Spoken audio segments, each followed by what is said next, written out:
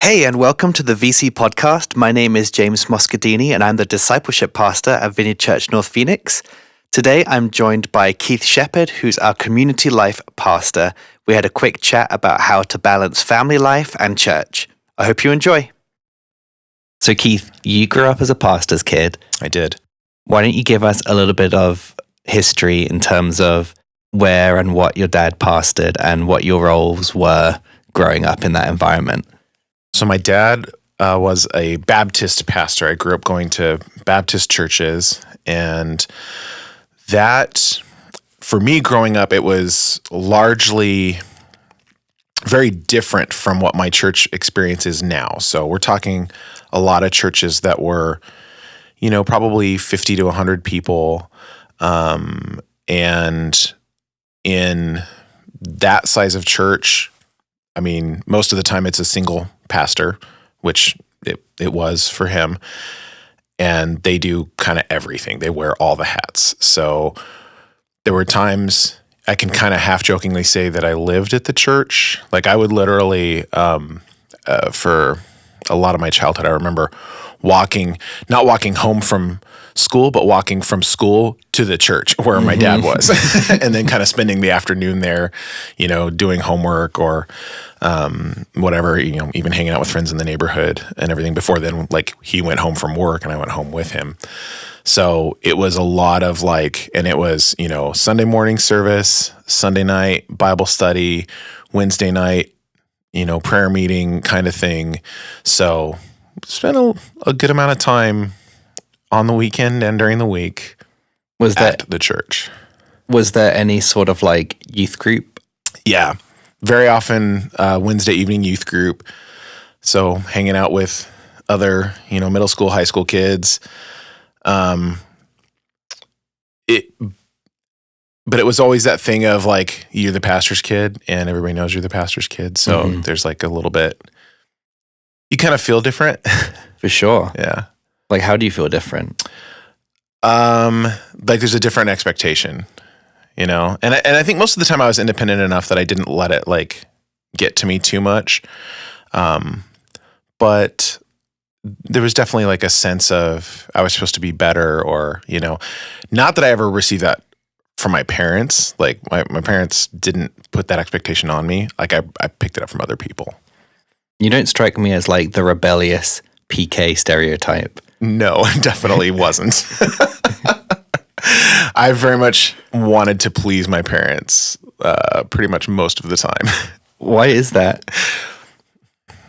Honestly, I'm not sure. I don't know where that came from. Other than my personality type, I'm very much a peacemaker personality type, not big on conflict. And so I think that aversion to conflict probably resulted in a lot of just no, I just want everybody to be happy with me so that there's no, trouble kind of, so to speak. I think I was I also am a pastor's kid.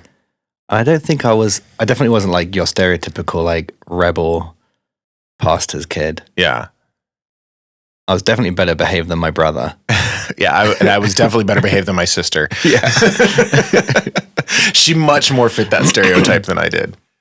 Was there ever a period of your life where you didn't really attend church? For me, no, there really wasn't.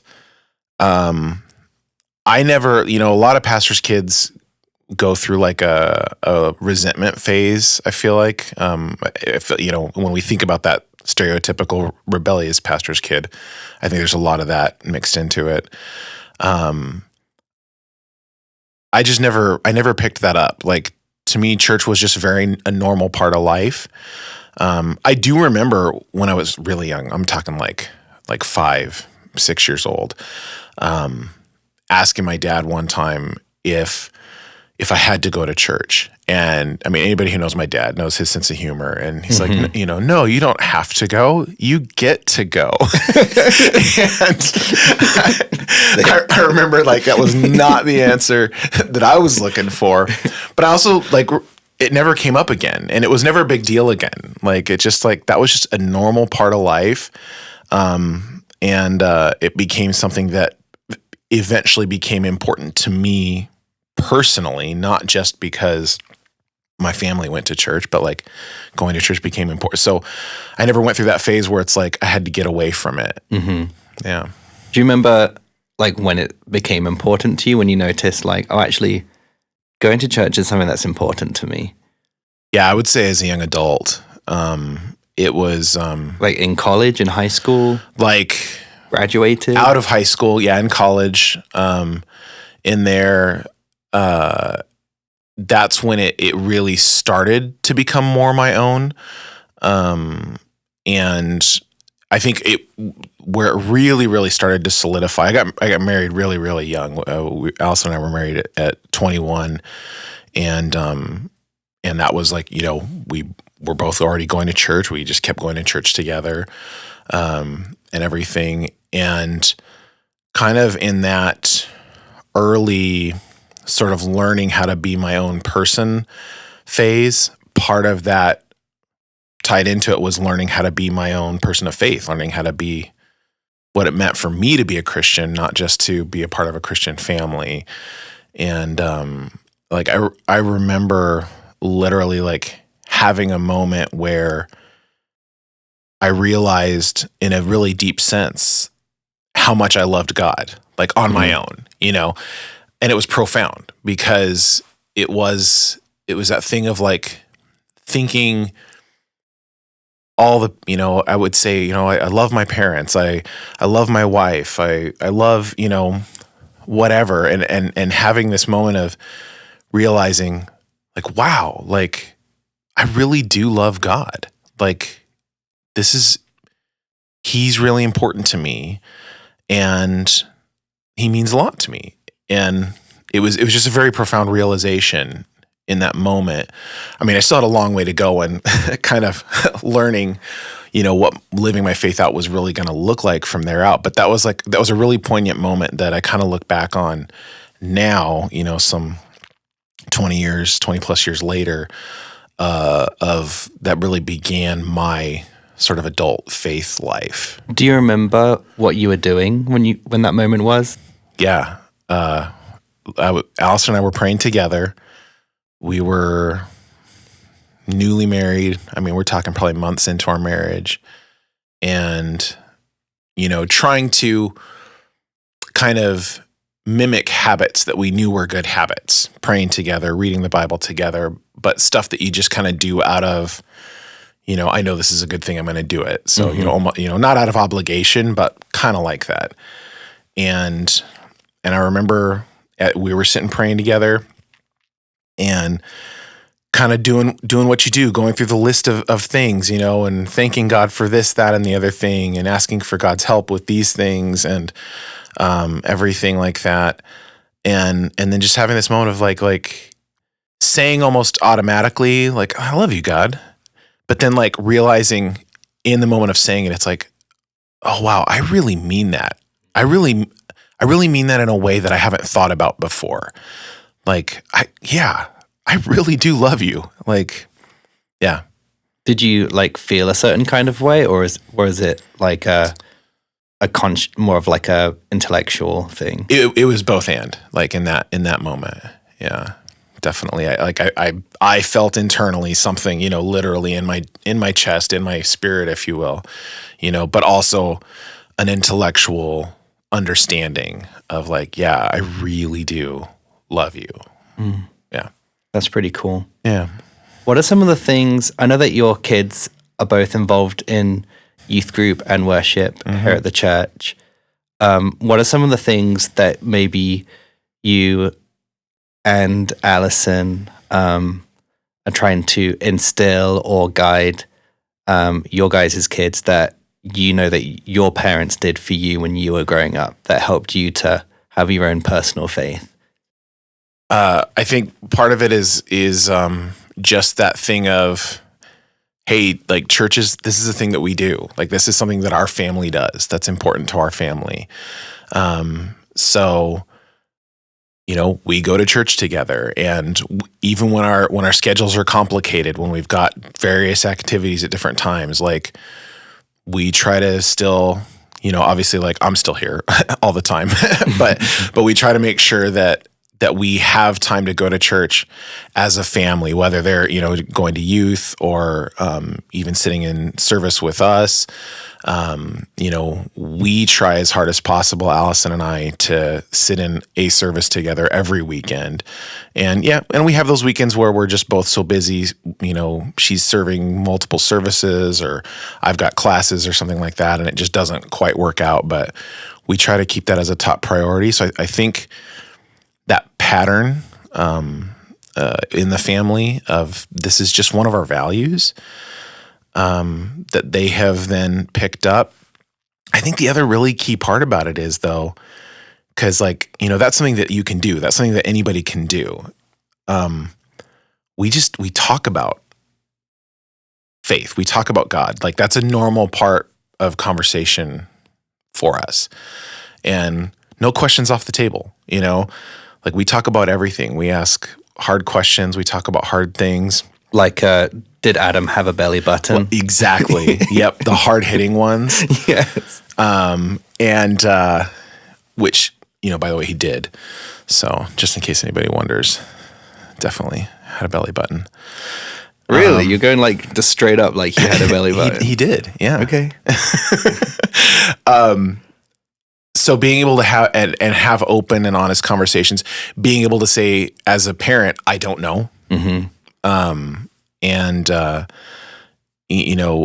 think that's huge, that the more honest you can be, the more open you can be about everything that you talk about, then the less it feels like something like church is different from the rest of our lives. It's just a normal part of our lives, just like school, going to work, eating dinner are normal parts of our lives, that we do together as much as we can. How do you make it so that your kids know that you're available to them and not just always at church?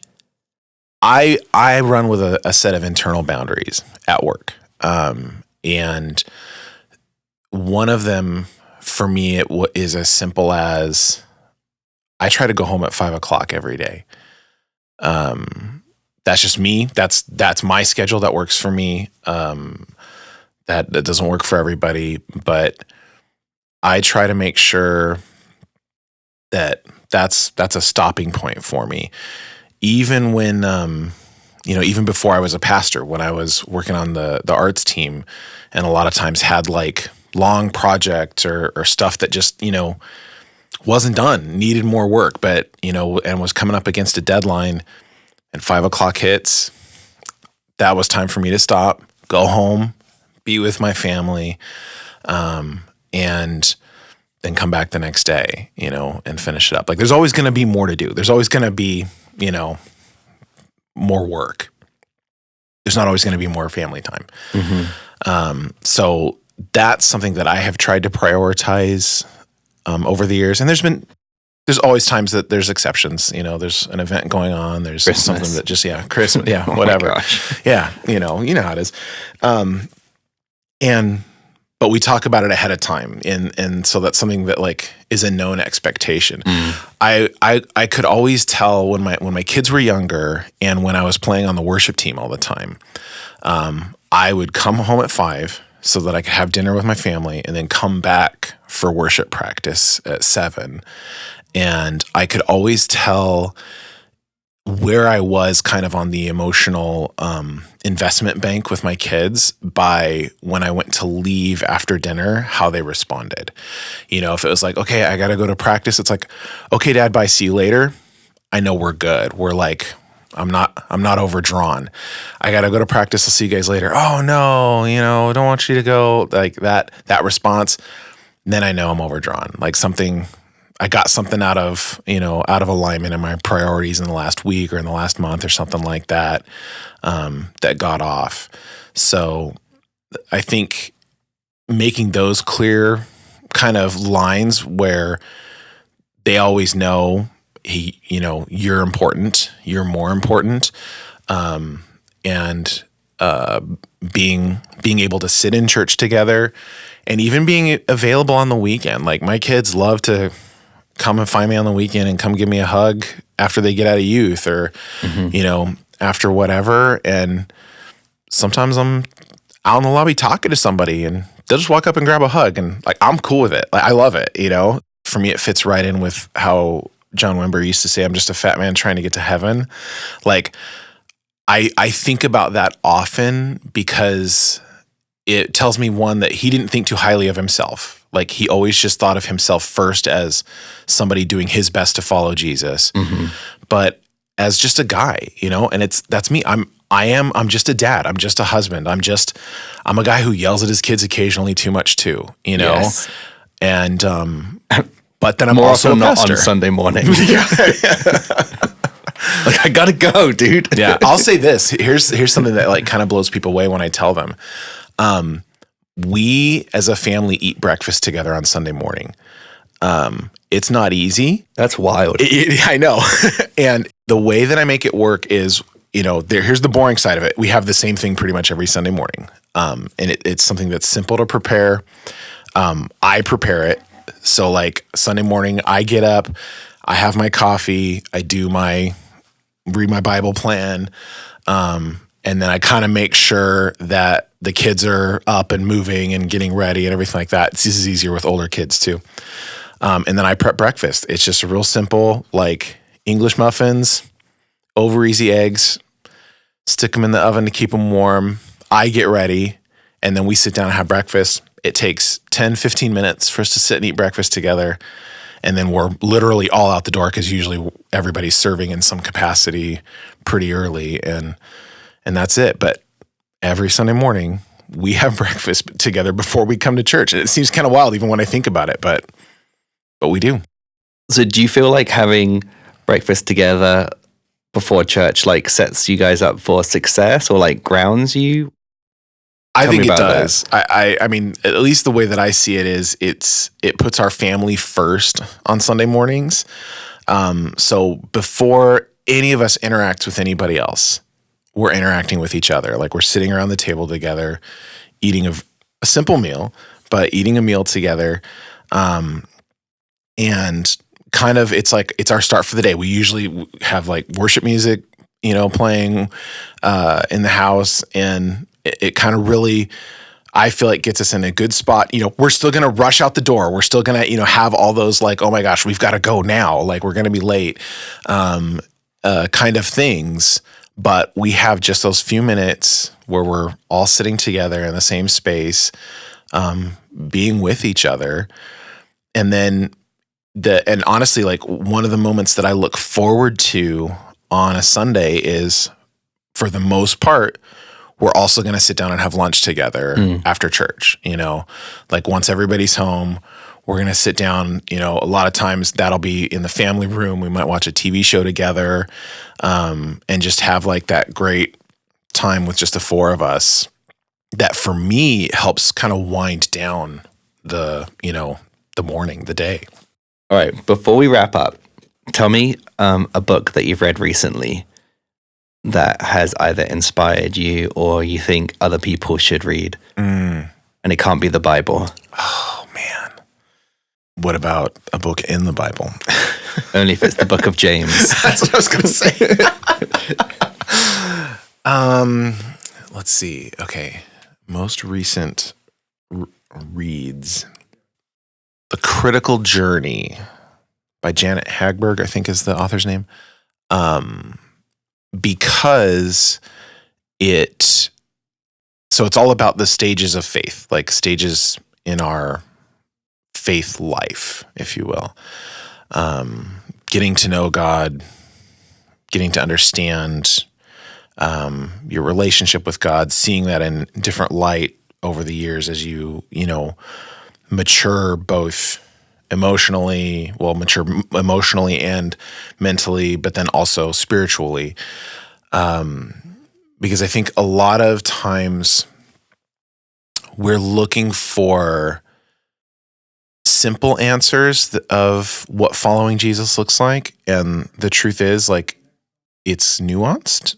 It's, there's not clear kind of yeses and nos. in a life of faith. And so the critical journey helped me to see my faith through a more nuanced lens and avoid falling into traps of like, oh, if I'm not, doing all of these things, then I'm not a good Christian. Because that's just not how it works. Like, there's times in your faith journey that it is like that. Like it's, this is what this means for me right now. It's like kind of doing, serving in this capacity or in these capacities or whatever. But it's not your identity. But it's not your identity. Yeah. And so I think it's very illuminating in that, especially for people who are maybe struggling with, what's happened to my faith, because maybe their faith used to look one way in practice and that's changed now. And they had come to understand their faith identity through that practice. And so as that shifted, then they questioned their faith identity. But being able to see that, like, no, these things change, these things grow over time. And sometimes, and it might even go back to that at some point, but it's not a one size fits all kind of thing. I just think it was very helpful for me. I think it could be very helpful for people, particularly who may be wondering or struggling with what their faith looks like right now compared to how it once looked. That's pretty cool. I'm going to check that out. Yeah. I don't have a way to sign off the podcasts yet, so do you have any tips how I should sign it off? I think it's always good to encourage people to spay and neuter their pets. Yes. That's perfect.